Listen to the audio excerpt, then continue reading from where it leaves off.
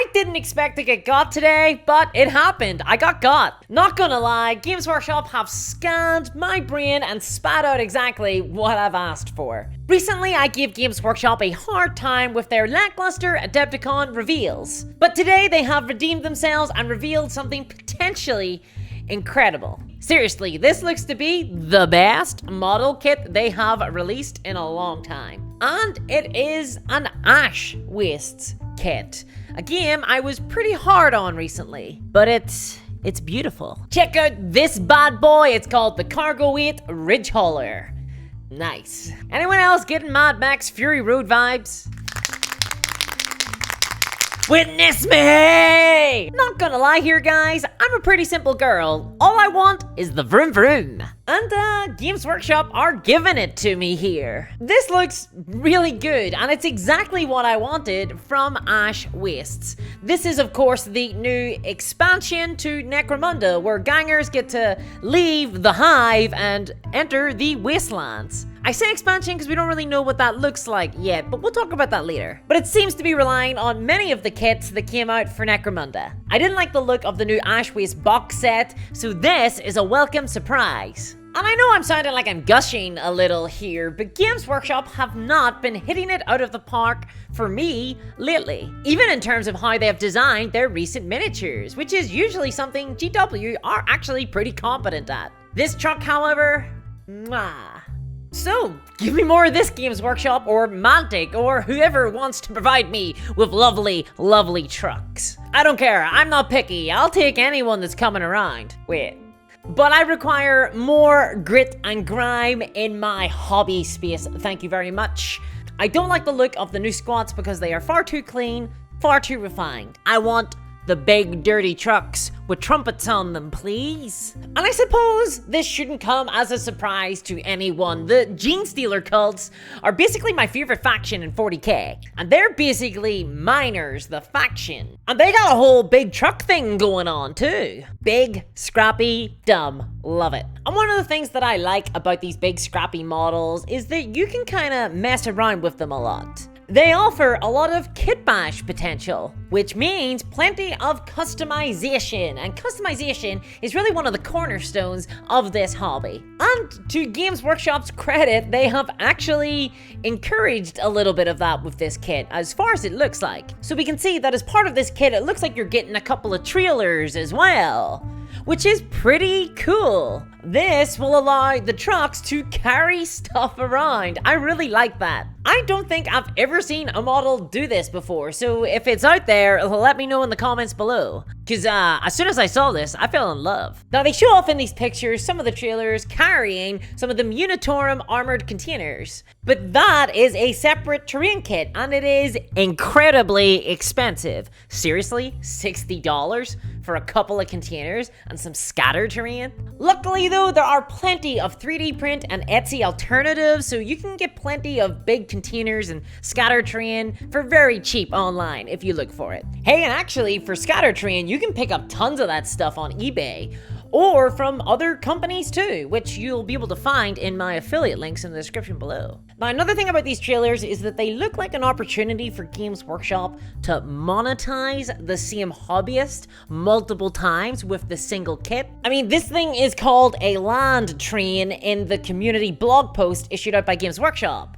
But it looks like maybe you're only getting like 1 or 2 trailers at most. And if you want a land train, I mean, you're gonna need more than 1 trailer. So if you need multiple trailers and the kit only comes with 1, you can see where this is going. So are the trailers going to be sold separately? Will there only be an anticipated need for 1 of them? These are all questions that need to be asked. And I wish that the community blog post would actually provide information like that instead of just being, you know, a puff piece about the choo-choo battle train. So I'm gonna keep an eye on how this thing actually shakes out in practice, because it could be utilized in a pretty duplicitous way. Now, another big benefit about these types of vehicles though is that you can paint them any way you want. Seriously, you cannot f them up at all. If you paint them terribly, that's fine, because they were painted by the drivers and they're not very good at painting. That's pretty good logic, except for the fact that there's no one really out there who is as bad at painting as I am, but you know, you can still claim that they're pretty bad. So it's nice to see Games Workshop get back to basics a little bit and issue out a pretty scrappy model. I'm a big fan of this. Now, I do have a couple of niggles with the design. Sorry. For example, it looks like the drivers on this are pretty generic looking dudes. This seems to be a kit that was designed to be accessible for all of the gangs. In Necromunda, there are multiple gangs and they're all brimming with personality. This is a truck apparently held by the Guild of Coins, which means that every gang is going to be using the same guys, the same models shooting the guns on this vehicle. That feels like a bit of a miss. There is definitely scope in this game to give every gang a specific vehicle or truck. But I suppose kit bashing these shouldn't be too hard if the sprues are laid out in a sensible fashion, which isn't always true for the Games Workshop sculpts. Because let's be fair here, Necromunda is one of the more affordable lines that Games Workshop produce. And it is skirmish scale, so it's not unreasonable to maybe expect some hobbyists out there to do a little bit of extra kit bashing. I mean, it is part of the hobby. Seemingly, according to Kurioth, it's like the main thing. But okay, I like the model, I'm looking forward to the model, but what's the price? Let's talk about the big elephant in the room here. So conservatively speaking, this is likely to cost at least $60, but with the trailers thrown in, it's more likely to be around $85 to $100. That is the standard price for Games Workshop vehicles. And it's not justifiable. See, this is what I hate about getting excited for Games Workshop products. My excitement always comes tinged with a wave of anxiety. Like when pizza is delivered to your house, but you didn't order any. It's just very dangerous to be looking forward to a Games Workshop product, because I know that in my heart of hearts, it's gonna come with all of the typical Games Workshop problems. And this goes for Ash Wastes as a whole as well. The war game is likely to come bundled with tons of books and specific rules, gonna be plenty of FOMO boxes as part of the marketing material, and of course there will be disproportionate prices for the value of the miniatures. In other words, it will be like any other Games Workshop property. And it sucks that I have to keep pointing that out, but Games Workshop don't get away with doing anti-consumer things just because they release a cool looking sculpt. I will always mention this stuff even if I'm excited for what they're coming out with. The good does not wash out the bad, as King Stannis rightly says. It sucks because honestly, I'm sorry that the only thing I've been positive on this year for longer than an hour has been a lateral flow test. Also, additionally, I'm kind of worried how this truck is going to slot into the gameplay of Ash Wastes. This is a big boy with a big tail. How's that going to work on a 3x3 map? There's not a lot of space up there for a big chunker vehicle like this. A big chungus, if you will. I'm kind of concerned that we're not going to see a lot of driving and shooting as gangers leap from one truck to the other as they race across this massive, expansive wasteland. And they fall off but mid-leap from one truck to the other and they land on the ground and get left behind to die, to be scavenged upon in the wastes, and fire ravages all around them and people are spraying things in their mouths and yelling, "Witness me!" and it's just death and doom and speed. It's always speed.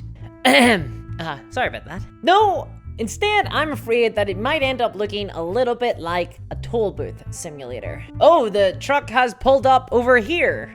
Let's rob it, I guess. In practice, this truck might end up just looking like a semi-mobile turret with lots of armor, which really feels like a massive missed opportunity. See, Games Workshop have referred to this truck in the context of a train robbery, and I know that pulls to mind exciting races across the top of trains, but in reality, most train robberies occurred while the train was stationary. So is this truck gonna be just static? Yeesh. I really hope not. But I could honestly really see that being the case, because if it's not, then this truck is gonna need a lot more space to drive around in, which doesn't seem to be the design direction that Games Workshop are taking Ash Wastes. But I don't know, maybe we'll get some rolling terrain or a 6x4 map in one of the books, one of the many upcoming books. But that's how I've seen the community play custom Ash Waste games, on big 6x4 tables. And I don't know, maybe I'll just use it for a Gorka Marky game or something. Oh, and also, I don't want to not mention it because, I'll be honest, I have one other little soft spot. Emphasis on the word a little. And that's for halflings, and Games Workshop have also revealed one of the most adorable miniatures I've ever seen. This is a halfling star player, and look at him, he's on a little ram. Seriously, that is super adorable, but it is for Blood Bowl. And all the Blood Bowl teams used to be pretty good value, but then the prices of them were raised just a couple of weeks back. So that kind of puts me off getting interested in the game. And if you're interested in hearing more about that price rise, why not check out this video here? Big thanks to all my patrons, especially Steven Jackson and Earthwormia. And I'll catch you next time. Bye-bye! Games Workshop, the Linda Est.